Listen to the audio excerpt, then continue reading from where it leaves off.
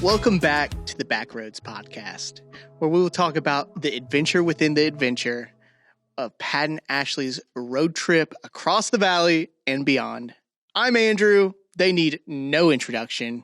It's the dynamic duo, the celebrities of TVA, Pat and Ashley. Woo! There she is. So this week we went to Fontana. And Fontana is a pretty unique place. Even just to get to where you are going, it is unique.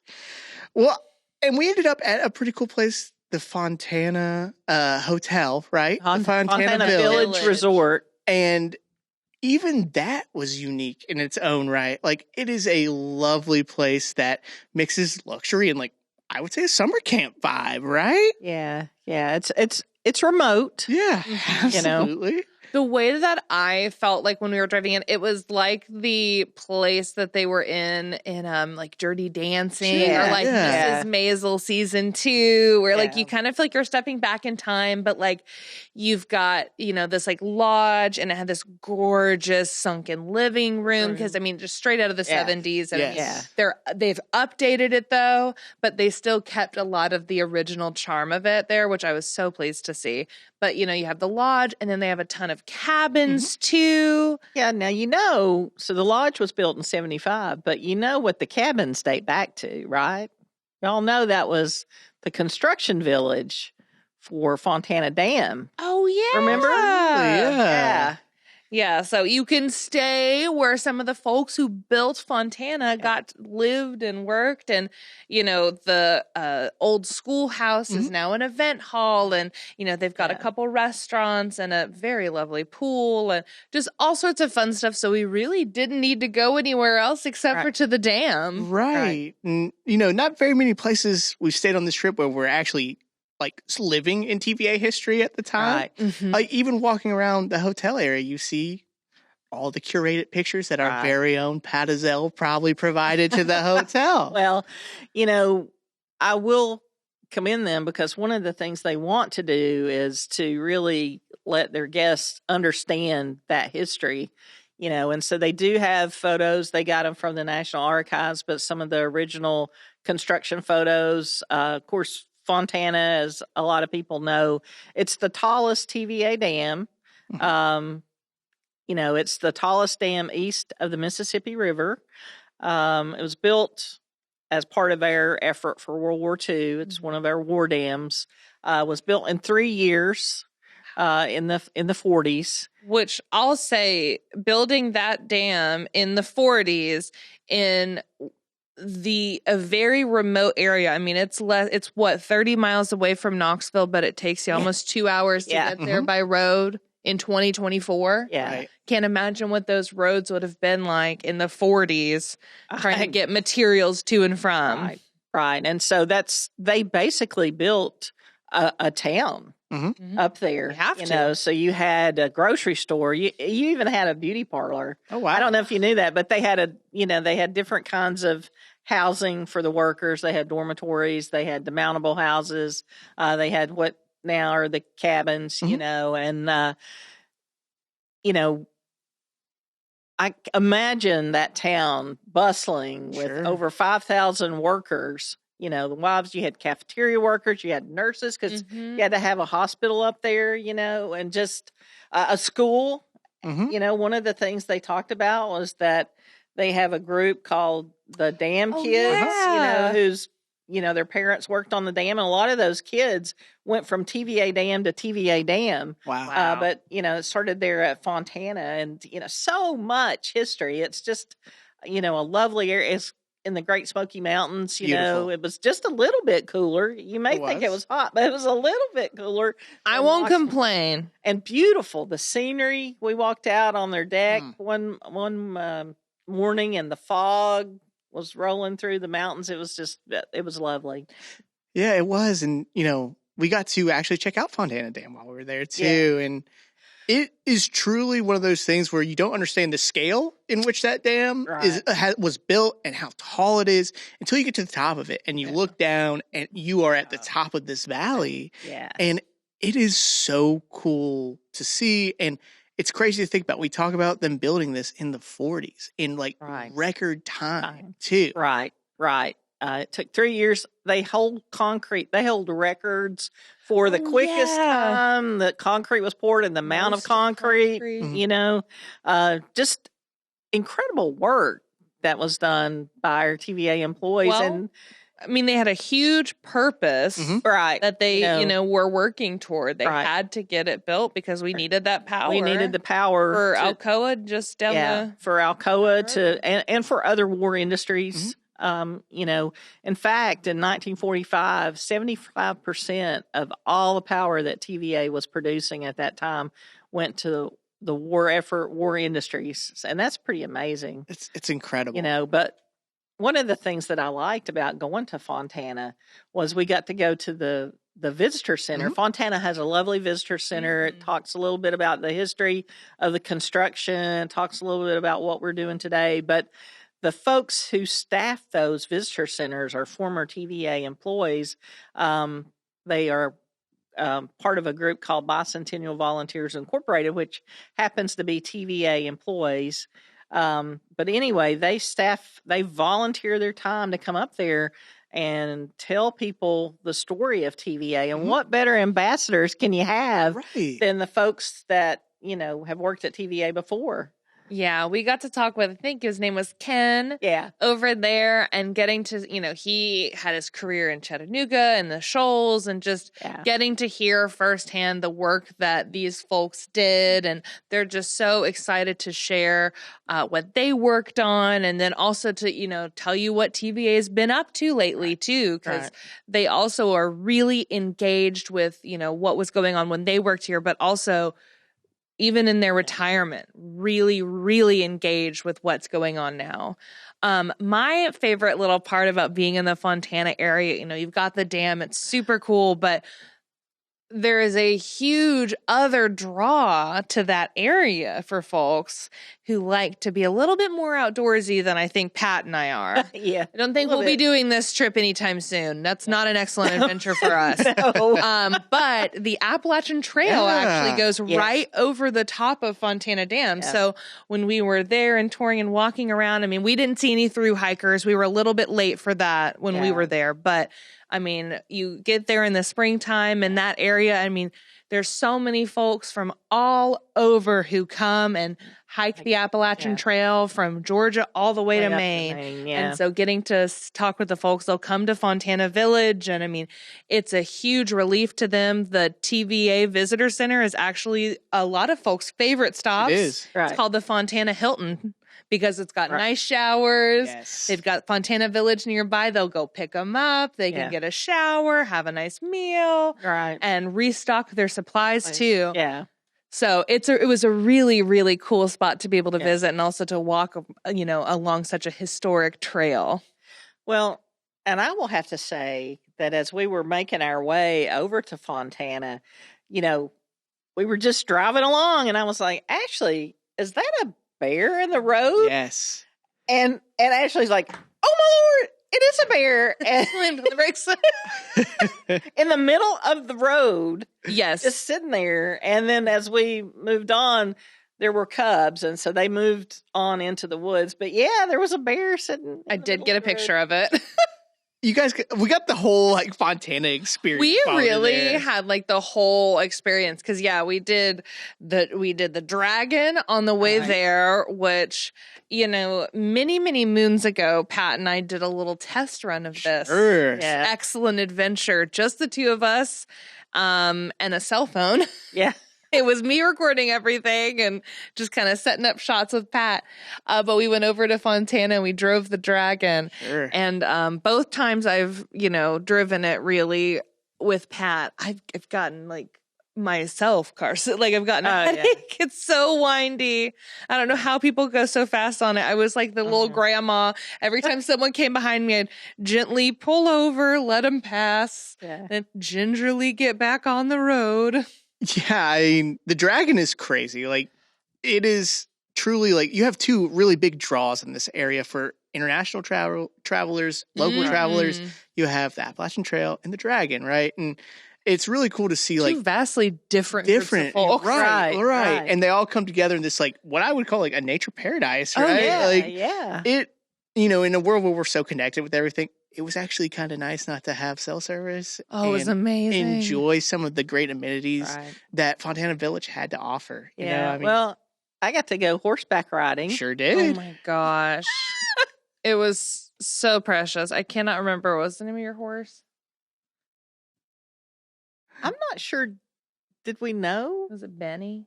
Or was that a person we met? I think Benny works. We'll call Benny the horse. Benny. Yeah. Even Benny was a person. But we did that. We got to see those mules. Yeah, we got to see some donkeys, got to see some horses. Played some frisbee golf? Yeah, I was about to say, Pat and I tried our hand at frisbee golf. I finally beat Pat in one of these little games. It's about time. Finally, it was me. I was the first person to make it into the little frisbee basket. And now I can never play another game with Pat again. I got to protect my streak and go out on a win. Well, you did win, but you did once again get your revenge driving the tail of the dragon again. So we drove in on our own accord, right? I would like to say it's a very different experience when we got to go with a guide on the tail of the dragon. Oh my gosh. It was very, very different. I have 2 words to say. Stunt pay. Stunt pay. Yeah. Man, yeah. At one point, Pat and I were both passengers for folks. And Pat was in a convertible and I was in a different car that was filming. And man, they knew what they were doing. And I knew that we were going to be safe and fine. But it was a little faster than I would have gone. Yeah, it was really cool. Driving that is for definitely great time professionals, but my mental, I was so dizzy after driving it too. I was like, I just need to park and sit down for a little bit after that. But it was really cool to get up there and have our guy at Killboy who has been working there forever. Yeah. And has his own business down at the bottom of the tail of the dragon, kind of just for a stopover for people as they're about to get back on their journey. And, his story is really cool too. He was telling us that when we were down at his business that, he didn't want to be a photographer. He didn't think he was going to be a photographer or anything like that. And he was working at a shipping business and he did this for fun on the weekend. And it kind of turned into his own thing. And now when you drive the tail of the dragon, you can see his business. And, he was such a gracious guide to us. And, oh, absolutely. And, one thing that I really appreciated about what he did was he talked about the safety of it and how, as long as everybody obeys the rules, it's there for everybody to enjoy. And that's true about so many things. But, and that, he gave us a good, pre-job briefing, actually, is what he did. And, Thank you, TVA. Yes, and made me feel a little more comfortable. Oh, yeah. I mean, he took it really seriously and it made it, so much easier for us and just, we just took our time. And I mean, it was a beautiful, beautiful area. I mean, it's an intense road, but it's absolutely worth it. There's a little spot where you can pull over and there's a scenic overlook too. And if you need to take a break, and there's lots of pull-offs too. So they kind of know that, some folks may need to just take a second, take a beat, let someone pass them or whatever. So, they kind of have it set up for that. But it's such a beautiful area of North Carolina. I love being in that part of the Smokies on the North Carolina side. It's a little bit quieter than, the Pigeon Forges and Gatlinburgs, which are also super fun and amazing. Right. But it's nice to just be in the nature, be out, just totally disconnected and just getting to enjoy this beautiful area that we live in. Well, and for those who have maybe never been on the dragon, in 11 miles, you go through 318 curves. And just imagine that in 11 miles. That's why it takes 2 hours to get from Knoxville. Right. Yes. But yeah, it was a very special experience. And Daryl, our guy, did such a good job. And, you know, he talks about it. It's like, you know, it gets this rep as a dangerous road, but that's because it's just something that gets in the news all the time. Like every road is dangerous if you don't know what you're doing. Right. And we talked about it. He made such a great point about safety and how to drive. And, you know, it was just a very special experience. And I'm very thankful that, you know, he took us out with him. Yeah, I am too. And of course we have to give a shout out to our own Will. Absolutely. Who kind of helped us out there.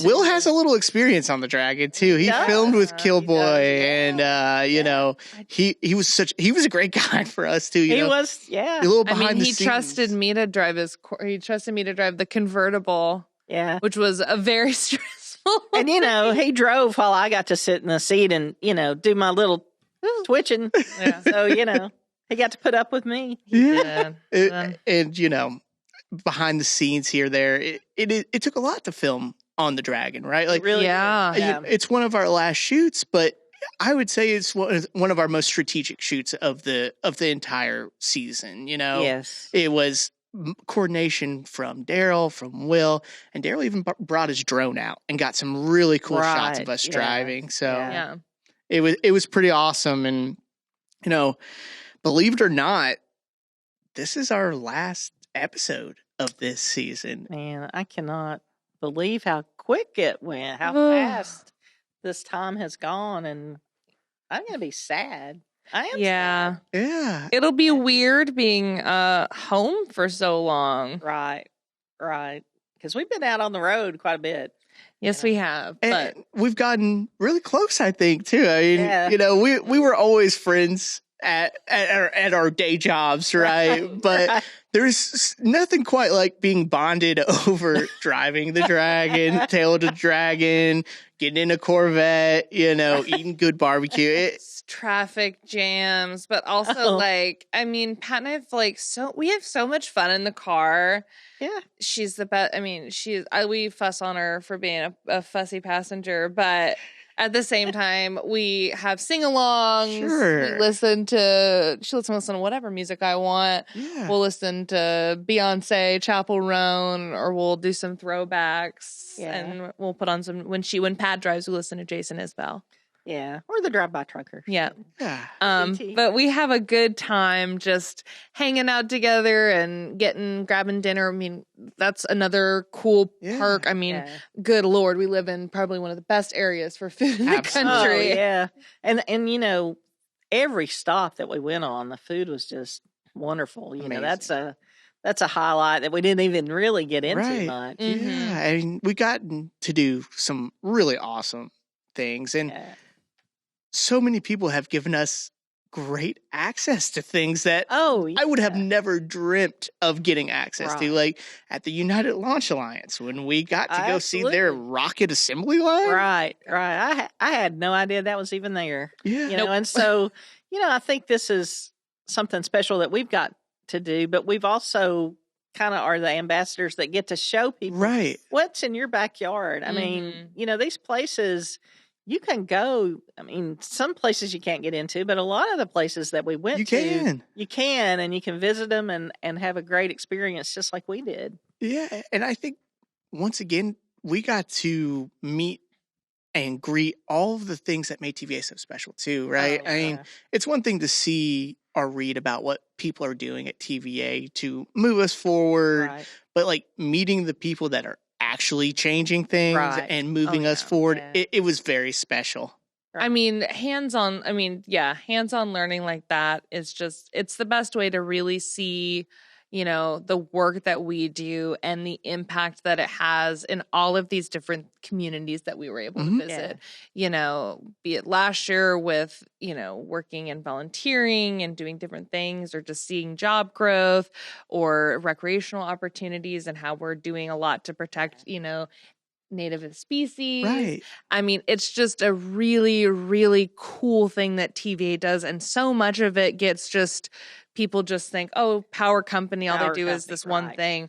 But, you know, one thing that I liked that we really wanted to be able to do on our trip was just to show all the other extra cool stuff that we do as well. Absolutely. And it's so hard to show off those things. And that's why we thought this was such a great idea to do. And, you know, I think we've all lived in this area all of our lives, and having the opportunity to showcase what's special is something that a lot of people don't get to do in their day jobs, right? So having the opportunity in itself was amazing. And, you know, with a begrudged heart, this wraps up season 2 of Pat and Ashley. Wow. It's crazy. And this wraps up our last episode of the Backroads podcast. You can find us on all major streaming platforms where you like to listen to your podcast. And of course, you can follow along on our social media and watch all the episodes on YouTube. Until next time.